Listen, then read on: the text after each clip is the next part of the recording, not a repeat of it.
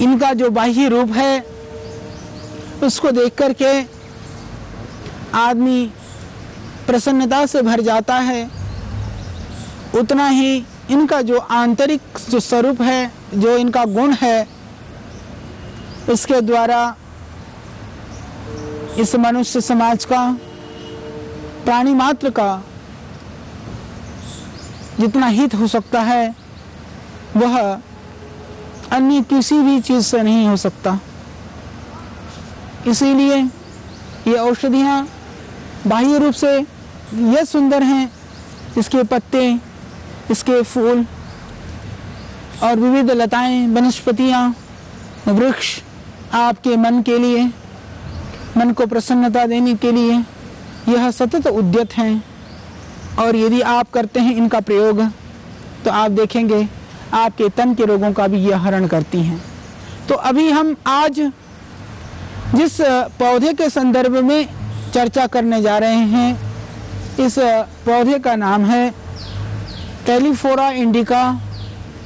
यह टेलीफोरा इंडिका का जो पौधा, जिसको हम आम प्रचलन की भाषा में दम बूटी या दम बेल के नाम से हम इसको जानते हैं, यह दम बेल, ये टेलीफोरा इंडिका, ये वास्तव में यथा नाम तथा गुण है। यह आयुर्वेद के ग्रंथों में इसके संदर्भ में कोई बहुत विस्तृत वर्णन हमने नहीं पाया, परंतु जब हमें इसके एक बहुत ही चमत्कारिक गुण का पता चला तो हमने इस पौधे के ऊपर अपनी तरह से यथासंभव अनुसंधान का प्रयत्न किया। तो इसका दम बेल, दम बूटी, या जिसका बॉटनिकल नाम है टेलीफोरा इंडिका, तो हमने जब इसके संदर्भ में जाना तो जो यह भी कहीं एक बहुत ही बुजुर्ग महात्मा जो कुटिया बना करके रहते थे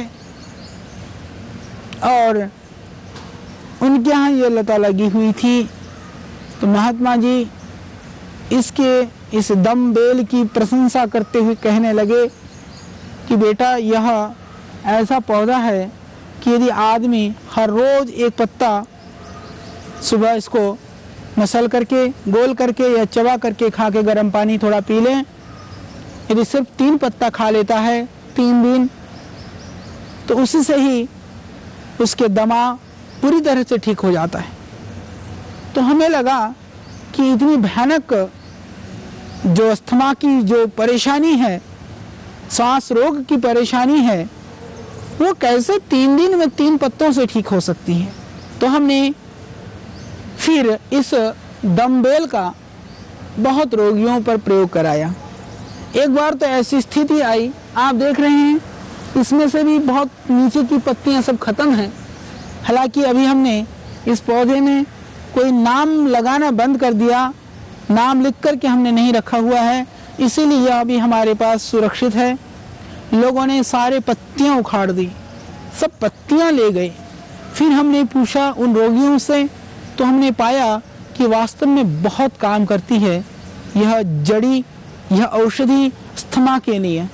मैं नहीं कह सकता कि 3 दिन के अंदर 3 पत्तों से कि 100% आपको अस्थमा ठीक हो जाएगा, परंतु मैं जरूर कह सकता हूँ कि ये बहुत चमत्कारिक है और आप चाहें तो इसका प्रयोग करके देखें।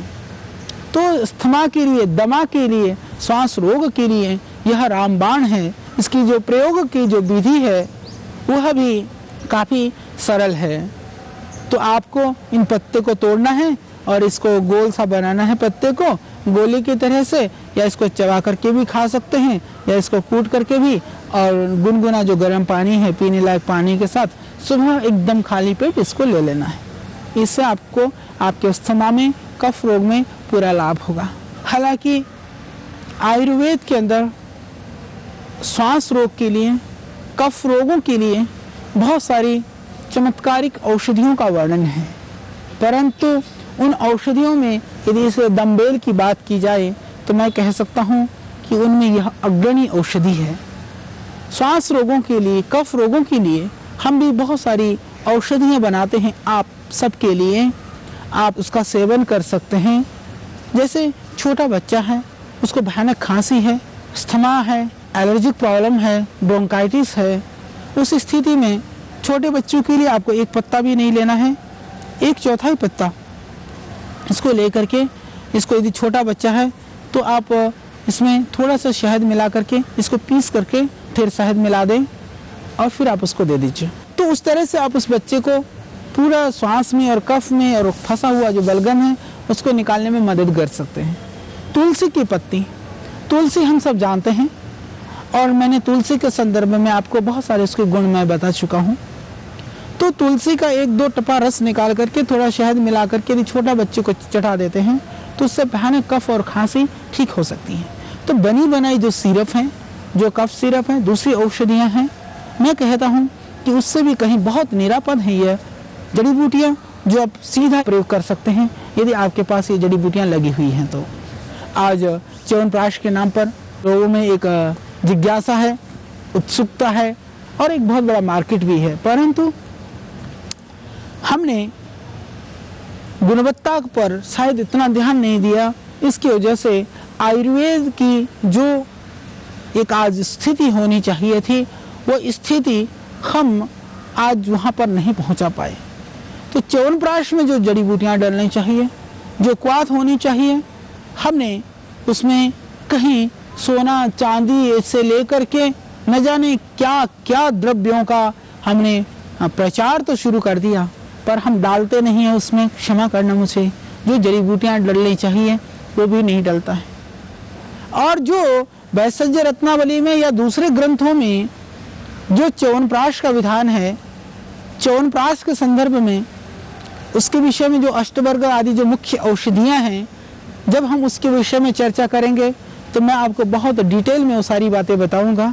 पर अभी मैं इतना जरूर बताना चाहता हूँ कि च्यवनप्राश के अंदर जो जड़ी बूटियाँ डालने का विधान है, यदि हम उसको डालें तो जैसा च्यवनप्राश का आज आपको दिखती है आकृति वैसी नहीं होती है, वो उसकी आकृति बदल जाती है और उसका स्वाद बदल जाता है।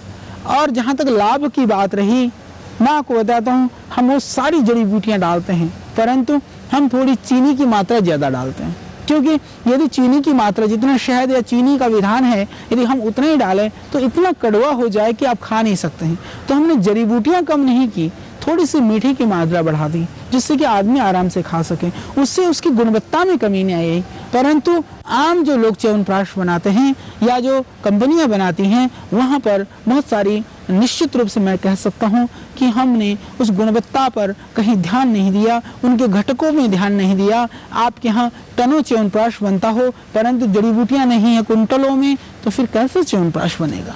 तो जड़ी बूटियों का जो विधान है, जड़ी बूटियों की जो शक्ति है, तो च्यवनप्राश यदि आप बहुत ही ढंग से बनाएं तो वो मैं कहता हूँ कि यदि आप 1 चम्मच सिर्फ च्यवनप्राश खा लें, वो ऐड में नहीं, च्यवनप्राश खा करके ऐड करके कूदने वाले तो बहुत आपको दिख जाएंगे, परंतु यदि आप स्वयं खा लेंगे तो मैं समझता हूँ कि आप नहीं जंप मार पाएंगे। पर असली च्यवनप्राश खाएंगे तो आप कूदेंगे तो नहीं, परंतु फिर भी आप अपने अंदर बहुत ही एनर्जी फील करेंगे। ये मेरा आपके साथ बिल्कुल कथन है और आप उसका सेवन करके उस लाभ को पा सकते हैं।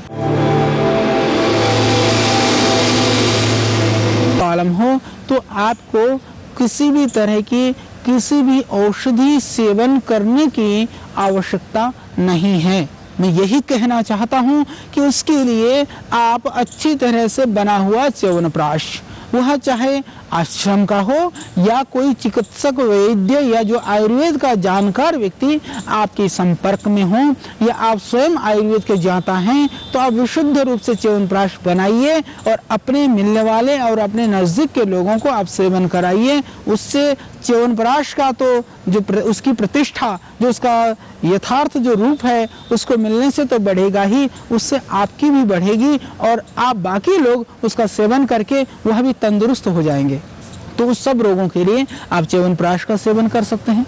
और तुलसी का, जैसे मैंने कहा कि उस तरह की चीज़ों का काढ़ा बना करके पी सकते हैं, रस निकाल करके पी सकते हैं। और मैं चर्चा कर रहा था अभी इस टेलीफोरा इंडिका के विषय में कि यह बहुत ही चमत्कारिक प्रयोग है श्वास रोगों के लिए, कफ रोगों के लिए। यदि आप शहर में रहते हैं, हालांकि यह पौधा एक गमले में भी उग सकता है और आप इसका सेवन कर सकते हैं, तो फिर भी कई बार नहीं होता है तो उसके लिए हमें विकल्प ढूंढना पड़ता है। तो हमने इसको फिर छाया में सुखा करके लगभग 250 mg से आधा ग्राम तक की इसकी मात्रा हमने निर्धारित की। तो 250 mg को शहद में मिला करके फिर हमने चटाया। तो जो गले का रोग है, जो गले की खराश है या जो श्वास की बीमारी है, बलगम है, उसमें हमने देखा ये बहुत ही चमत्कारिक है, बहुत ही लाभकारी है। और जो लोग इसको डायरेक्ट प्रयोग कर सकते हैं तो वो सीधा ही इसका प्रयोग करें। तो सुखा करके भी आप इसका प्रयोग कर सकते हैं। तीसरा प्रयोग हमने देखा, चाय हानिकारक है, नहीं पीनी चाहिए। चाय पत्ती की जगह आप उसमें तुलसी की पत्तियां और उसमें थोड़ा सा अदरक, थोड़ा सा लौंग डाल दें और उसमें ये टेलीफोरा इंडिका के 1-2 पत्तियों को थोड़ा कुचल करके डाल करके यदि आप काढ़ा बना करके पीते हैं तो उससे भी जो आपकी सर्दी की परेशानी है, कफ की बीमारी है या आपका बलगम जमा हुआ है, निकल नहीं पा रहा है, वो सब भी बड़ी सहजता से निकल जाएगा। उसके लिए भी जमा हुए कफ को निकालने के लिए, एलर्जिक प्रॉब्लम के लिए, और जिन भाइयों बहनों को साइनोसाइटिस की प्रॉब्लम है, साइनस की परेशानी है, उसमें भी यह टेलीफोरा इंडिका, यह जो दम बूटी है, दम बेल है, यह अत्यंत कारगर है। जैसा कि मैंने कहा कि श्वास के लिए, कफ रोगों के लिए हम एक श्वासारी क्वाथ करके काढ़ा बनाते हैं। उस काढ़े को भी यदि आप लगभग 5 ग्राम को